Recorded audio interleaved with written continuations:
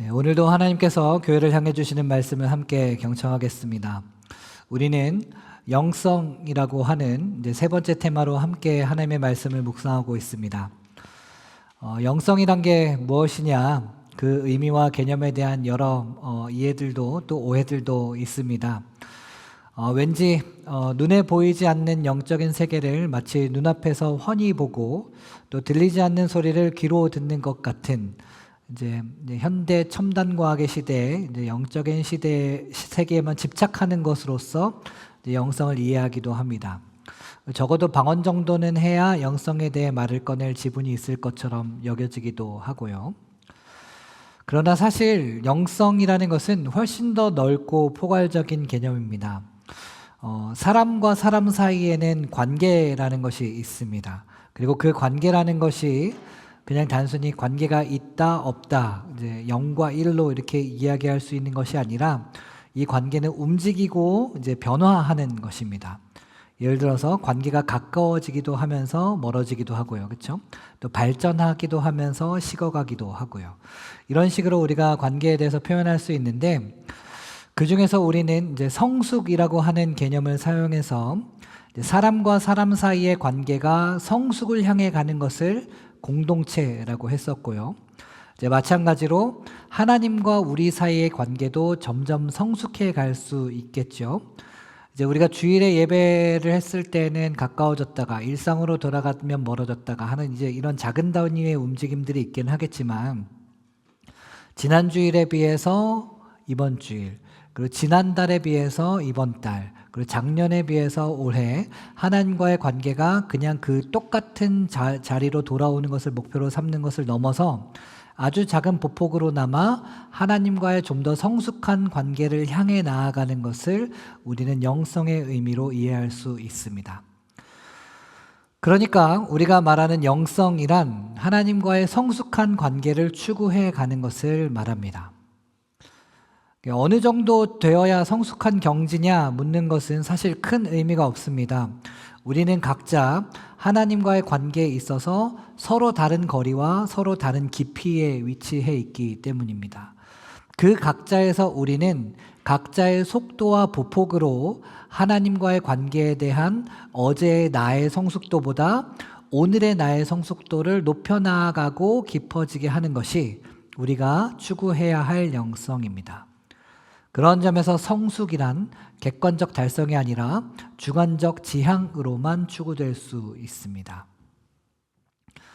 그렇게 영성, 즉 하나님과의 관계의 성숙에 대해 이야기하는 마당에 이 성숙한 관계의 대상이신 하나님에 대해 우리가 이 하나님이 어떤 존재이신지에 대해서 당연히 짚어보아야 하겠습니다. 그래서 지난 주일에는 이제 창조주이신 하나님, 우리를 당신의 형상으로 지으신 하나님에 대해서 이야기했다면 오늘은 주기도문의 맨 첫머리인 하늘에 계신이라고 하는 표현으로 하나님이 어떤 분이신지에 대해서 함께 나누고 싶습니다. 작년 이맘때쯤에 우리가 주기도문에 대해서 함께 말씀을 나누었던 적이 있었는데요. 그때에는 이제 하늘에 계신 그 다음에는 우리 아버지여라고 하는 표현에 우리가 집중했었습니다.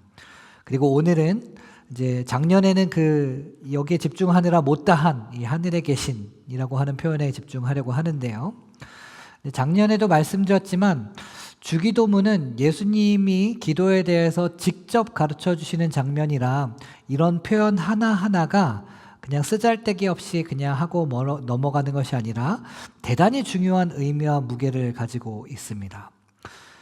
우리가 기도하는 것도 예수님의 이름으로 기도하는 거니까 이건 거의 뭐 이제 저자직강 수준이죠. 우리가 읽은 구절의 첫머리인 이제 그러므로 너희는 이렇게 기도하라라고 하는 구절도 그렇지만 누가복음의 기록에 따르면 예수님이 한 곳에서 기도를 하시고 그 기도를 마쳤더니 제자 하나가 예수님에게 나와서 주여 우리에게도 기도를 가르쳐 주옵소서라고 요청하는 장면이 있는데요. 이런 것들을 보면 주기도문은 예수님이 제자들에게 기도를 가르쳐 주시는 그 순간, 그 정수 중의 정수라고 할 수 있겠습니다. 제자들도 나름 기도의 방법을 알았을 거 아닙니까? 그리고 나름의 기도 생활을 하고 있었을 겁니다. 그런데 그러한 제자들이 예수님에게 예수님의 기도는 보통이 아니네, 뭔가 특별한 것이 있네, 예수님 저희에게도 기도를 가르쳐 주십시오 라고 했고, 제자들에게 예수님도 이제 각 잡고 자, 기도할 때 너희는 이렇게 기도해라 라고 하면서 가르쳐 주시는 내용인 겁니다. 그렇게 가르쳐 주시는 기도의 첫 시작은 하늘에 계신 우리 아버지여 라고 하는 표현으로 시작됩니다. 자, 여기에서 왜 굳이 하늘에 계신이라고 표현했을까요? 누가복음에는 그냥 아버지여 라고 시작하긴 합니다. 그래서 그런 점에서 우리가 작년에 나누었던 이제 우리 아버지여 라고 하는 표현에 이제 마태와 누가가 공유하고 있는 중요성이 있긴 하겠지만, 근데 왜 마태는 굳이 하나님을 하늘에 계신이라고 표현했을까요? 뭐 간단하게 생각해 보면 하늘에 계시니까 하늘에 계시다고 말하는 거겠죠? 근데 하나님은 진짜로 하늘에 계신가요? 우리가 열심히 읽었던 우리 에베소서 4장 6절에 보면요, 이렇게 되어 있어요. 하나님도 한 분이시니 곧 만유의 아버지시라. 만유 위에 계시고 만유를 통일하시고 만유 가운데에 계시도다 라고 되어 있어요. 하나님은 어디에 계시대요? 만유 위에, 이것은 이제 하늘이라고 할 수 있겠죠, 그렇죠? 그렇지만 그것뿐만이 아니에요. 만유를 통일하시고 만유 가운데, 만유 안에, 이제 만유와 만유 사이에 계신다는 뜻이잖아요. 그리고 고린도전서 3장 16절에 보면요, 너희는 너희가 하나님의 성전인 것과 하나님의 성령이 너희 안에 계시는 것을 알지 못하느냐라고 되어 있어요. 하나님은 우리 안에, 내 안에 계시다는 거잖아요, 그렇죠? 그렇게 생각해 보면, 종합적으로 보면 하나님은 모든 곳에 계시다라고 말할 수 있겠어요, 그렇죠? 굳이 꼭 하늘에만 계시는 것이 아니라 모든 곳에 계시네요. 이제 이것을 가리켜 하나님은 무소부재하신 분이시다라고 합니다. 아니, 근데 왜 예수님은 지금 이렇게 중요한 기도를 가르쳐 주시는 이 마당에 지금 하나님을 하늘에 계신이라고 표현하고 있을까요? 땅에도 계신데요, 또 우리 안에도 계신데요, 심지어 모든 곳에 다 계시는데요. 그러면 하늘에 계신 우리 아버지라고 하지 말고 모든 곳에 계신 우리 아버지라고 하면 또 나름 되게 은혜가 되지 않겠습니까? 그러나 예수님이 그걸 모르시진 않을 거라고 생각해 본다면, 하나님이 하늘에만 계시기 때문에 하늘에 계신이라고 표현하신 것은 아닐 겁니다. 그럼에도 예수님이 기도를 가르치시면서 하나님을 하늘에 계신 분이라고 묘사한 데에는 그에 상응하는 특별한 의미가 있을 거로 우리는 볼 수 있습니다. 2000년이 지난 오늘, 이제 우리 한국어와 독일어와 영어로 살아가고 있는 우리로서는 알기 어려운, 그러나 예수님 당시 상황, 사람들에게 말씀하시는 그 예수님, 그 나라의 문화와 언어 습관을 통해서 그 사람들이 상식적으로 알만한 의미가 있지 않을까 우리가 예상해 볼 수 있습니다. 하늘에 계신 하나님, 하나님이 하늘에 계시다라고 하는 이 표현의 의미는 다음과 같이 생각해 볼 수 있겠습니다. 첫 번째로, 하늘은 높음을 뜻하는 거라고 생각할 수 있겠습니다. 우리 이사야서 33장 5절에 보면 이렇게 되어 있습니다. 여호와께서는 지극히 존귀하시니 그는 높은 곳에 거하심이요 정의와 공의를 시온에 충만하게 하심이라 라고 되어 있습니다. 이 말씀에 비추어서 하늘에 계신이라고 하는 표현을 이해해 보자면, 이건 하나님이 그만큼 지극히 높고 귀하신 분이시다, 존귀한 분이시다, 높으신 분이시다 하는 고백의 의미를 가집니다.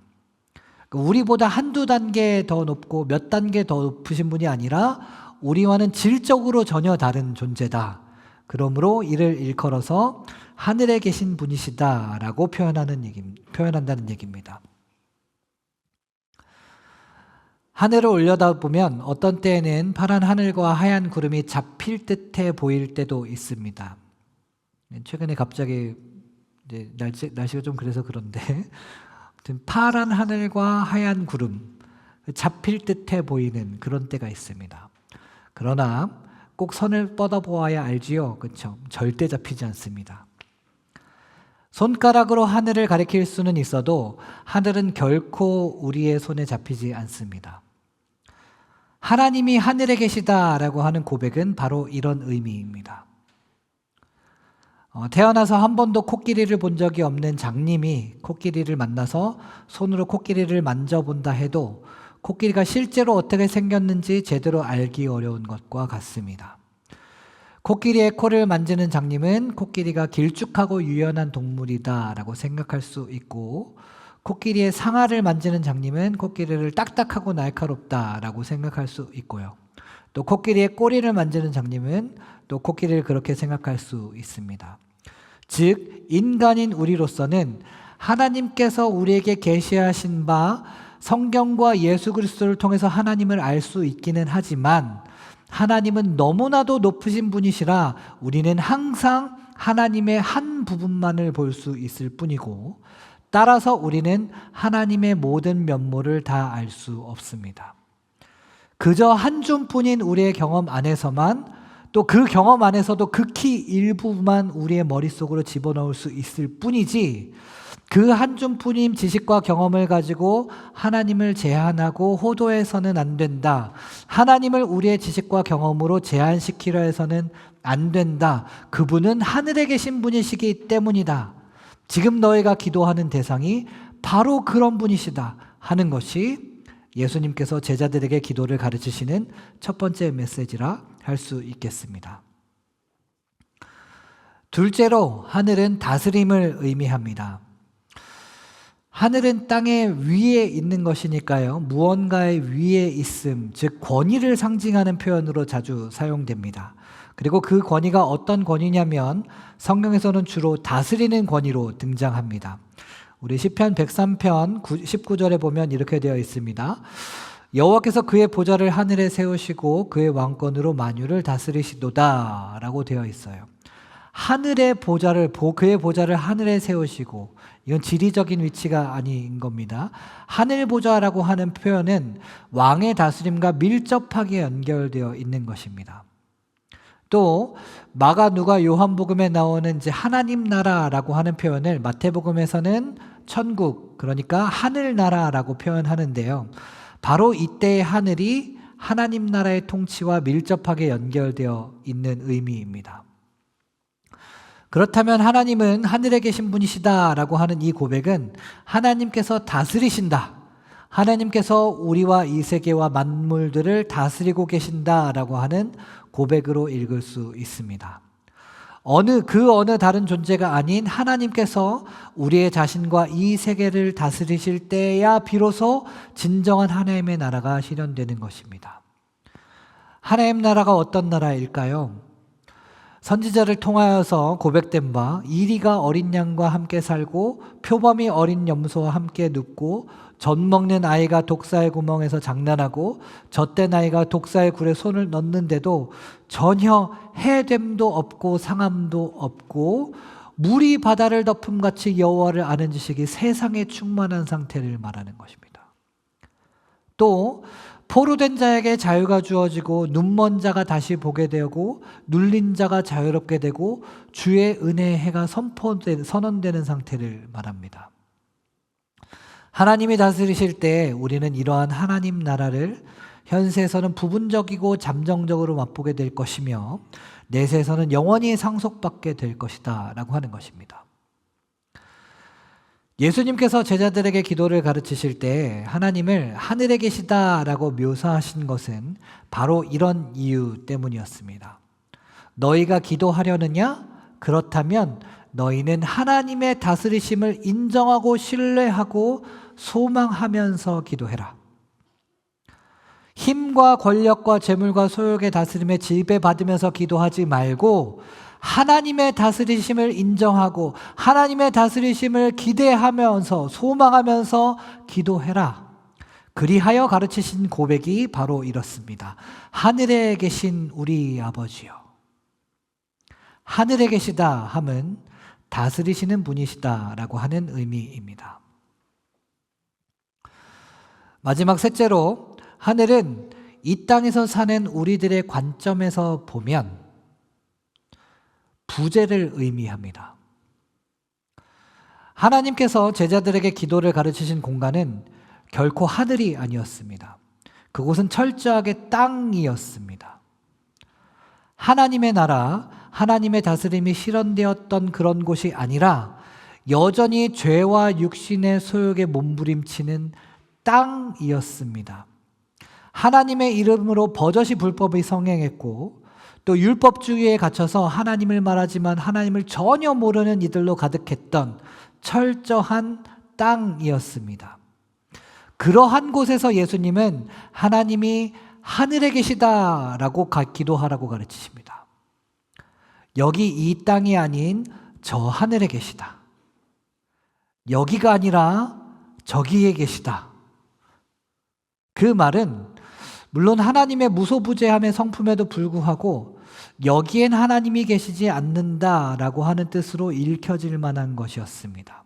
이 땅에는 하나님이 부재하고 계시다, 여기엔 안 계시다라고 하는 것처럼 읽혀질 만한 것이었습니다. 그런데도 왜 예수님은 하늘에 계신이라고 기도하라고 가르치셨을까요?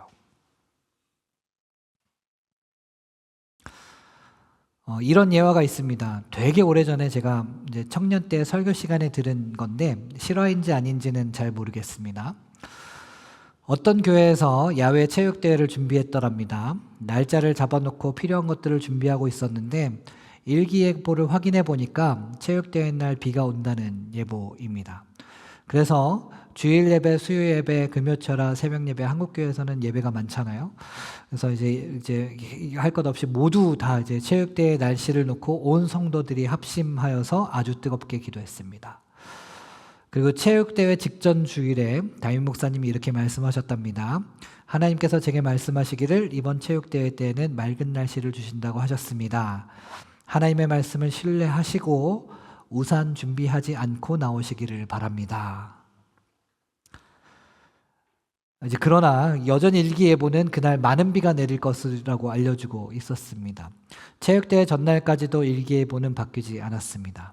성도들은 갈등하기 시작했습니다. 우산을 가져가야 하나 말아야 하나. 네. 체육대회 날이 되어서 성도들이 모이기 시작했습니다. 일기예보는 그대로였고 비는 안 왔습니다. 성도들은 우산을 챙겨왔을까요? 안 챙겨왔을까요? 네, 중학생 한 명 빼고 모두 다 챙겨왔더랍니다. 그때 들었을 때 이 중학생 어린아이의 믿음을 우리가 배우자 뭐 이런 설교였었는데요. 뭐 그래요. 그럴 수 있습니다. 이 예화에서 우리는 우산을 안 가지고 온 이제 목사님의 말씀을 있는 그대로 믿은 중학생의 순전한 믿음을 우리가 칭찬할 수 있습니다. 그렇죠. 하나님을 신뢰하는 법을 잊어가는 우리에게 그 중학생의 믿음은 많은 것을 가르쳐 줍니다.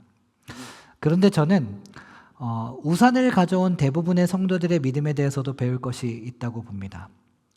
설령 비가 온다 하더라도 그럼에도 교회 공동체를 지속해내고 하나님을 여전히 우리의 주인으로 고백하는 뿌리 깊은 신앙. 비가 오더라도 우리의 기도를 들으시는 분이라고 고백하는 그 뿌리 깊은 신앙은 또 다른 의미에서 우리에게 많은 것을 가르쳐 줍니다. 그렇습니다. 하나님은 하늘에 계시지요. 그런데 가끔 가다 보면 하나님이 너무 하늘에만 계시는 것 같아 보일 때가 있습니다. 이 땅에 정말 너무 부재해 계시는 것 같을 때가 있습니다. 좀 이 복잡한 땅에 좀 내려오셔서 이 땅의 문제를 좀 속 시원히 해결해 주시면 좋겠다 싶은데 하나님은 하늘에만 계시느라 이 땅에는 안 계신 것 같은 느낌이 들 때가 가끔씩 있습니다. 아니요, 솔직히 가끔이 아니죠. 많이 있습니다. 왜 그러신 걸까요? 왜 하나님은 이 땅에는 안 계시는 것처럼 행동하고 계실까요? 우리가 모든 것을 다 알 수는 없겠습니다. 무엇 때문에 이런 일이 일어났다라고 말하는 것은 우리가 하나님을 함부로 예측하는 행위가 될 수 있고 또 그래서 하나님보다 앞서고 또 하나님을 제한하고 왜곡하는 행위가 될 수 있겠습니다. 그러나 우리가 잘 알고 있는 것이 하나가 있는데요. 뭐냐면 하나님에겐 이 땅에 있는 우리가 있다는 사실입니다. 비록 하나님은 하늘에 계시느라 이 땅에서는 부재한 것 같아 보일지 모르지만 하나님의 거룩한 백성, 왕 같은 제사장인 우리, 하나님의 통치를 위임받은 우리는 여기 이 땅에 두 발을 붙이고 살아가고 있습니다. 그렇다면 우리는 하나님이 부재해 보이는 곳에 가서 하나님의 손과 발이 되어서 하나님의 나라와 하나님의 가치가 통용되게 하는 거룩한 일에 부르심을 받은 것입니다. 하나님의 신실한 청지기로서 이 땅에서 하나님의 대언자로서 살아가도록 부르심을 받은 것입니다. 비 내리지 않게 해달라고 했으니 비가 내리지 않아야만 하나님이 하나님 되시는 것은 아닙니다. 설령 비가 온다 하더라도 우리가 기도한 것과는 전혀 다른 결과가 우리에게 주어진다 하더라도, 그래서 하나님이 안 계신 것 같아 보인다 하더라도, 그럼에도 불구하고 하나님의 높으심을 신뢰하고 또 하나님이 다스리신다라고 하는 것을 소망하고 기대하면서 하나님의 신실한 청지기로서 하나님의 손과 발이 되어서 이 땅을 변화시켜 나가는 삶, 그러한 성도, 그러한 거룩한 무리, 거룩한 공동체, 그러한 진지한 그리스도인들을 통해 이 땅은 하나님 나라의 통치를 맛볼 수 있게 되는 것입니다. 하나님께서 여러분 각자에게 말씀하시는 하나님이 부재해 보이는 그곳은 어디입니까? 하나님은 어디로 여러분을 부르고 계십니까? 바로 그 자리에 가서 그곳에서 우리의 눈을 들어서 하늘을 보고 하늘에 계신 하나님의 형상으로, 하늘에 계신 하나님의 대언자로, 하늘에 계신 하나님의 위임자로서 나아갈 때에 하나님과 우리의 관계는 성숙을 향해, 그 깊이를 향해 한 걸음씩 나아가게 되는 것입니다. 사랑하는 교회 여러분, 예수님은 제자들에게 기도를 시작하며 하나님을 부를 때 그분이 하늘에 계신 분이심을 가르치셨습니다. 하나님이 하늘에 계시다라고 하는 것은 첫째로 하나님은 높으신 분이시다라고 하는 뜻이고, 둘째로 하나님의 다스리심을 신뢰하라는 뜻이며, 마지막으로 하나님은 우리를 부르고 계신다라고 하는 뜻입니다. 예수님의 이 기도 강의는 2000년 전 복음서 안에서만 끝나지 않습니다.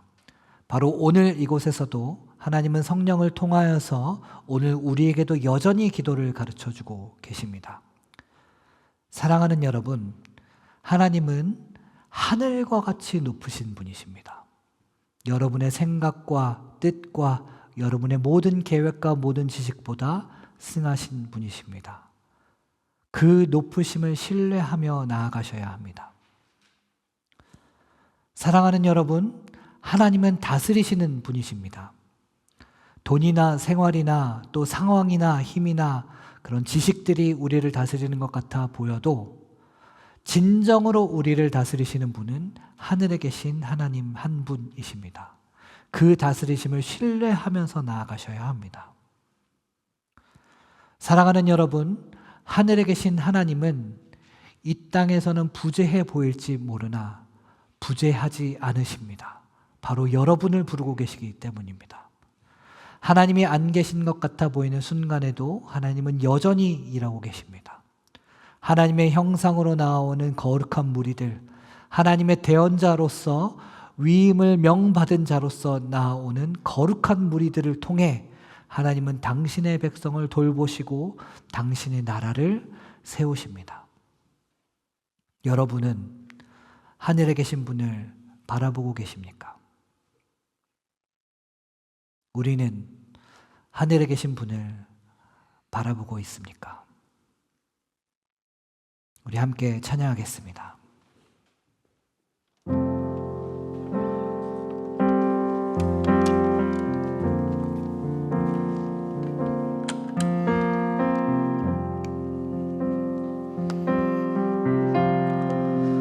내게로부터 눈을 들어 내게로부터 눈을 들어 주를 보기 시작할 때 주의 일을 보겠네. 작은 마음 돌이키사 하늘에 꿈꾸게 하네. 주님을 볼 때 다시 한번 내게로부터 눈을 들어 내게로부터 눈을 들어 주를 보기 시작할 때 주의 일을 보겠네. 내 작은 마음 돌이키사 하늘에 꿈꾸게 하네. 주님을 볼 때 모든 시선을 주님께 드리고 모든 시선을 주님께 드리고 살아계신 하나님을 느낄 때 내 삶은 주의 역사가 되고 하나님이 일하기 시작하네.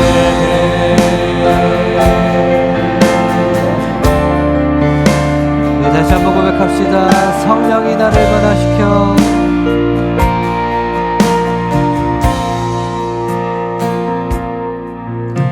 성령이 나를 변화시켜 모든 두려움 사라질 때 주의 일을 보겠네. 황폐한 땅 한가운데서 황폐한 땅 주님 마음 알게 한가운데서 되리. 주님 마음 알게 되리. 주님을 볼 때 주님을 볼 때 모든 시선을 주님께 드리고 전능하신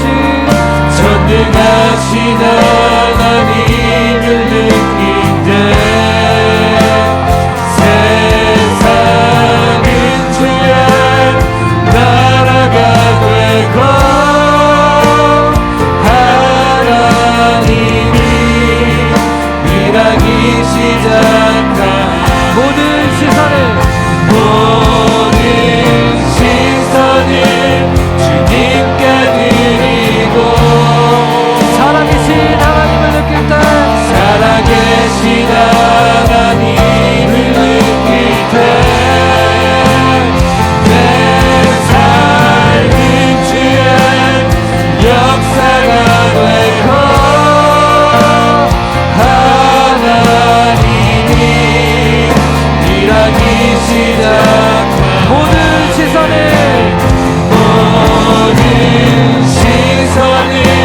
주님께 드리고 전능하신 하나님을 느낄 때 세상은 주의 나라가 되고 하나님이 일하기 시작하네.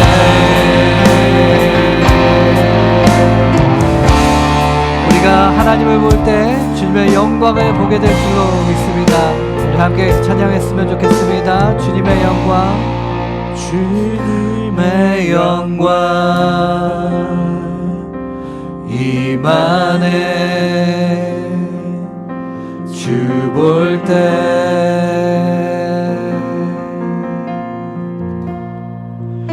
주님의 영광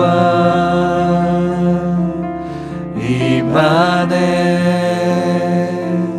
주 볼 때 주님의 영광 주님의 영광 임하네. 주 볼 때 주님의 영광 주님의 영광 임하네. 주 볼 때 함께 목소리 높여서 주님의 영광 임하네. 주님의 영광 임하네. 주 볼 때 주님의 영광 주님의 영광 임하네. 주 볼 때 주님의 영광 임하네. 주님의 영광 임하네. 주 볼 때 주님의 영광 주님의 영광 임하네. 주 볼 때 모든 시선을 주님께 드리고 모든 시선을 주님께 드리고 살아계신 하나님을 느낄 때 내 삶은 주의 역사가 되고 하나님이 일하기 시작한 모든 시선을 주님께 드리고 전능하신 하나님을 전능하신 하나님을 느낄 때 세상은 주의 나라가 되고 하나님이 일하기 시작하네. 사랑하는 여러분, 우리 함께 말씀을 품으면서 우리 같이 기도했으면 좋겠습니다. 우리가 기도할 때 하늘에 계신 하나님이라고 기도하라고 가르치신 예수 그리스도의 그 중심을 우리가 함께 읽고 품었으면 좋겠습니다. 하나님은 어디에나 계시지만 하늘에 계신 분이십니다. 여러분의 생각과 여러분의 능력과 여러분의 뜻과 모든 계획과 주식보다 하나님은 승하신 분이십니다. 여러분은 그 높으심을 신뢰하면서 나아가셔야 합니다. 사랑하는 여러분, 하나님은 다스리시는 분이십니다. 하늘의 보좌를 만드신 분이십니다. 돈이나 생활이나 상황이나 어떤 힘이나 지식이 우리를 다스리는 것 같아 보여도 진정으로 우리를 다스리시는 분은 하늘에 계신 하나님 한 분이십니다. 그 다스리심을 신뢰하면서 나아가셔야 합니다. 사랑하는 여러분, 하늘에 계신 하나님은 이 땅에 있는 우리들을 구르고 계십니다. 하나님이 안 계신 것 같아 보이는 순간에도 여전히 그곳에서 하늘을 바라보면서 하나님의 대언자로 하나님의 형상으로 하나님의 위임을 명받은 자들로 살아가기를 원하는 그 우리들을 하나님께서 부르고 계십니다. 우리는 어떻게 하나님을 보고 계십니까? 우리는 우리의 시선은 무엇을 보고 계십니까? 우리는 하늘에 계신 분을 바라보고 계십니까? 우리 시간 함께 기도하실 때 하나님, 우리의 눈을 들어서 하늘에 계신 하나님을 바라보게 하여 주시옵소서. 우리의 머릿속에 있는 하나님만 바라보고 있는 것이 아니라 우리의 뜻과 상황과 우리의 생각에 따라서 제한되어 있는 하나님을 바라보는 것이 아니라 하나님, 우리의 눈을 들어서 하늘을 바라보게 하시고 우리의 뜻보다 높으신 하나님을 바라보게 하시며 하나님, 우리를 다스리시는 하나님을 바라보게 하시며 또한 우리가 하나님이 없는 곳에서도 하나님을 계속해서 부르시기 원하시는 하나님을 우리가 신뢰하며 나아갈 수 있도록 하나님, 우리 가운데 함께하여 주시옵소서. 우리가 함께 기도하면서 나아가겠습니다. 기도하겠습니다. 아버지 하나님, 주여